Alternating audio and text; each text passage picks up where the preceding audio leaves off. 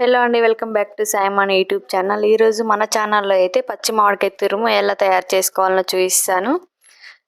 ఈ మామిడికాయ తురుము అనేది ఇప్పుడు సీజన్లో చేసి పెట్టుకుంటే మనకు సంవత్సరం పొడుగుతా కూడా యూజ్ అవుతుంది. మామిడికాయలు అనేది నీట్గా తూడ్చి పెట్టుకోవాలి. తూడ్చిన వాటిని పైన పీలర్తో ఇలా చెక్కు తీసుకోవాలి. ఇలా చెక్కు నీట్గా తీసి పెట్టుకున్న తర్వాత వీటిని ముక్కలుగా చిన్న చిన్న ముక్కలుగా కట్ చేసుకోవాలి. లోపల టెంకాయ ఉంటుంది కదా, అవి రాకుండా తీసేసి చిన్న చిన్న ముక్కలుగా కట్ చేసి పెట్టుకోవాలి. ఇక్కడ నేను 2 కేజీల మామిడికాయ ముక్కలు తీసుకున్నాను. మామిడికాయ ముక్కలు అనేది కట్ చేసిన తర్వాతనే వెయిట్ చూసుకోవాలి. మామిడికాయలు వెయిట్ చూసుకుంటే ఏంటంటే పైన చెక్కు తీసేస్తాము, లోపల టెంకాయ కూడా తీస్తాము కాబట్టి వెయిట్లో తేడా వస్తుంది. కాయల పరంగానైతే 15 కాయలు తీసుకున్నాను. ఇక్కడ ఇలా చిన్న చిన్న ముక్కలు చేసుకున్న వాటికి 2 కేజీల ముక్కలకి కేజీంబావు ఉప్పు కలుపుకోవాలి.